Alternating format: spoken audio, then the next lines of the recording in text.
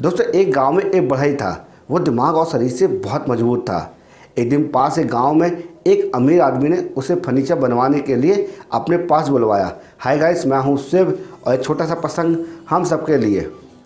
बढ़ई ने जब शाम को फर्नीचर का काम ख़त्म कर लिया तो उस अमीर आदमी ने उसे पैसे दिए। बढ़ई ने सारे पैसे अपनी एक पोटली में रख लिए और ठंड से बचने के लिए उसने कम्बल ओढ़ा और वहाँ से चल दिया। बढ़ई चुपचाप सुनसान रास्ते से अपने घर की ओर जा रहा था।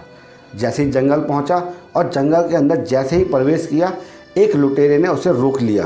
दोस्तों लुटेरा दिखने में बहुत ज़्यादा कमज़ोर था, लेकिन उसकी ताकत उसकी बंदूक थी।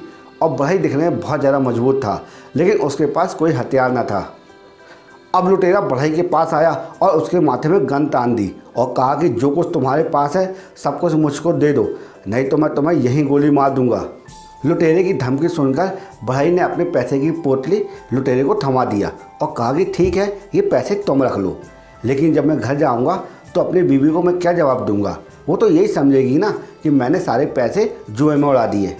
अब बढ़ई ने अपनी चतुराई दिखाई और कहा कि लुटेरे भाई साहब, आप एक काम करो, बंदूक से मेरी टोपी में एक छेद कर दो ताकि मेरी बीवी को यकीन हो जाए कि मेरे साथ लूट हुई है। अब लुटेरा बड़े ही शान से अपने हड्डी के पिंजरे को चौड़ा किया और एक गोली टोपी में चला दी और वहाँ से जाने लगा तो बढ़ई ने उसे रोका और कहा। बढ़ई ने लुटेरे से कहा कि एक काम और कर दो, मेरी बीवी को यकीन हो जाए कि लुटेरे गैंग में आए थे मुझे लूटने के लिए, नहीं तो मेरी बीवी मुझे कायर समझेगी। बढ़ई ने लुटेरे से कहा कि 4-5-6 गोलियां इस कम्बल में चला दो ताकि मेरी बीवी को यकीन हो जाए। अब लुटेरे का सीना गर्व से चौड़ा हो गया। उसे 4-5-6 गोलियां उस कम्बल में चला दी।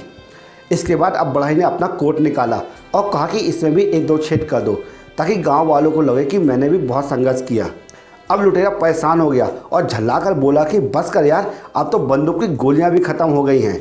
और ऐसा सुनते ही बढ़ई ने उस लुटेरे को दबोच लिया और कहा कि मैं तो यही चाह रहा था। बढ़ई ने लुटेरे से कहा कि तुम्हारी ताकत ही बंदूक थी, अब जो खाली हो चुकी है, तुम्हारा मुझ पर कोई जोर नहीं चल सकता। चुपचाप मेरे पैसे की पोटली लौटा दो, वरना।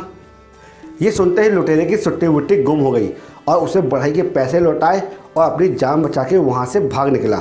दोस्तों आज बढ़ई की ताकत तब काम आई जब उसने अपनी अक्ल का सही उपयोग किया।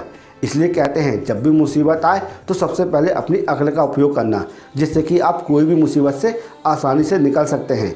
अगर ये कंटेंट आपको यूज़फुल लगा हो और लगा कुछ सीखने को मिला हो तो इसी वक्त हमारे यूट्यूब चैनल को लाइक कर देना और कमेंट बॉक्स में अपने विचार या फिर जय श्री राम जरूर लिखना, क्योंकि हम आपके लिए इसी तरह यूज़फुल कंटेंट प्रतिदिन बनाते रहते हैं। जय श्री राम।